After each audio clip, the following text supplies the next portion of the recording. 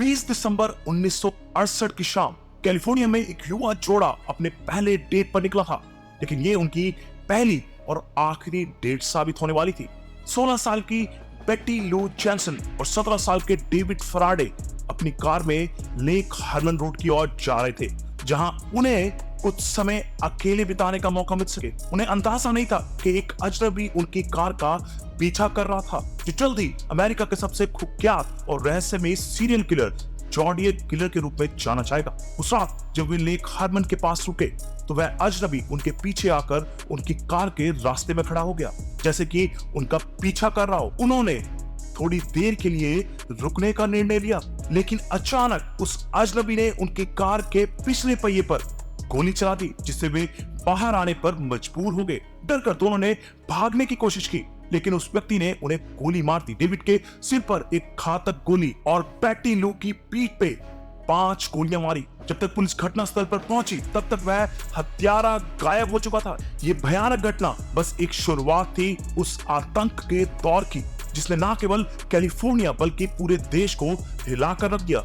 ये भीषण हत्या ज़ोडिएक किलर के खौफनाक अभियान की शुरुआत थी। इस कातिल का नाम और उसके पीछे का रहस्य आज भी लोगों के जहन में बना हुआ है। ज़ोडिएक नाम उसने खुद चुना और उसने इसे साबित करने के लिए पुलिस और मीडिया को कई पत्र भेजे, जिनमें उसके अपराधों के बारे में गुप्त संदेश, संकेत और पहेलियां भरी होती थी। इनमें से कुछ संदेशों में उसने अपने अगले शिकार के बारे में हिंट दिए, तो कुछ में उसने दावा किया कि वह पहले भी हत्याएं कर चुका है। उसका उद्देश्य केवल हत्याएं करना नहीं था, बल्कि लोगों के बीच खौफ और आतंक फैलाना भी था। ज़ोडिएक किलर ने अपराधों को खुलकर स्वीकारा और उसे गर्व के साथ प्रचारित भी किया। उसने San Francisco Chronicle, San Francisco Examiner और वेलेजो टाइम्स हेराल्ड जैसे अखबारों को पत्र भेजे और पुलिस से अपनी पहचान छुपाते हुए चुनौती दी। 31 जुलाई 1969 को ज़ोडिएक ने अपने पहले पत्र में अपने अपराधों का ब्यौरा देते हुए 3 कोडेड संदेश भेजे। इन संदेशों में उसने एक कूट संदेश भी दिया, जिसमें उसने दावा किया कि उसने हत्या का आनंद लिया और उसने बताया कि ये हत्याएं उसे मानसिक सुकून देती हैं। उसने यह भी दावा किया कि वह चाहता है कि लोग उसे ज़ोडिएक के नाम से जाने। उसके भेजे हुए संदेशों में कोड और रहस्यमयी पहेलियां थी, जिनमें से कुछ को अब तक नहीं सुलझाया जा सका है। एक कूट संदेश का अर्थ था कि उसके लिए हत्या केवल एक खेल था। इन संदेशों ने पूरे देश में सनसनी मचा दी और पुलिस की जांच के लिए नई चुनौतियां पेश की। लोगों में डर था कि कब और कहां वह अगली हत्या करेगा। ज़ोडिएक किलर ने अगले कुछ वर्षों में कैलिफोर्निया में और हत्याएं की। सबसे चर्चित घटनाओं में से एक थी जुलाई 1969 में माइक मैग्यू और डार्लिन फेरिन पर हमला।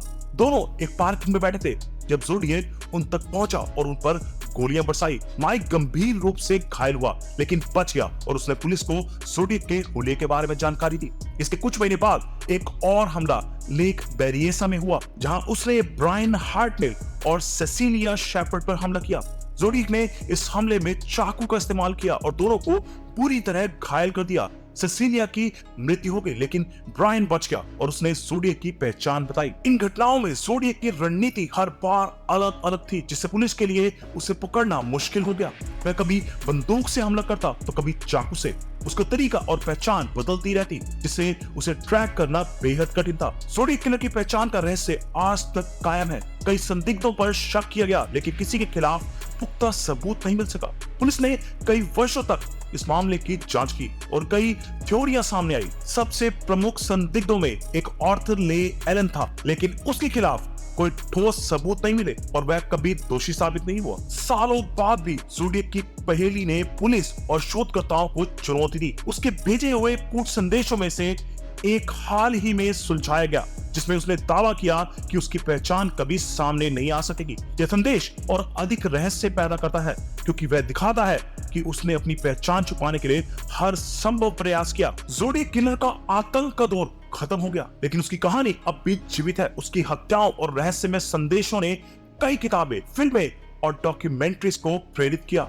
डेविड फिंचर की 2007 में बनी फिल्म ज़ोडिएक ने इस मामले को बड़े पर्दे पर पेश किया और दर्शकों को दिखाया कि कैसे एक रहस्यमय सीरियल किलर पूरे समाज को अपने डर की गिरफ्त में ले सकता है। ज़ोडिएक ने एक तरह से क्राइम इन्वेस्टिगेशन की दुनिया को भी बदल दिया। उसकी कूट भाषा और संदेशों ने एक नई चुनौती पेश की, जिससे पुलिस और खुफिया एजेंसियों को नई तकनीकों और विधियों का सहारा लेना पड़ा। उसकी हत्याएं और उसके पत्र एक सबक के रूप में याद किए जाते हैं कि कभी-कभी अपराधी इतने चालाक होते हैं कि उनके पीछे निशान छोड़ते हुए भी उन्हें पकड़ना मुश्किल हो जाता है। आज भी ज़ोडिएक किलर का मामला अधूरा है। हर कुछ वर्षों में नई तकनीकें और डीएनए परीक्षण की उम्मीद से मामले को फिर से खोला जाता है, लेकिन अब तक किसी ठोस परिणाम पर नहीं पहुंचा जा सका है। ज़ोडिएक की कहानी उन अपराध कथाओं में से एक है जो दशकों बाद भी लोगों के दिमाग में बसी हुई है।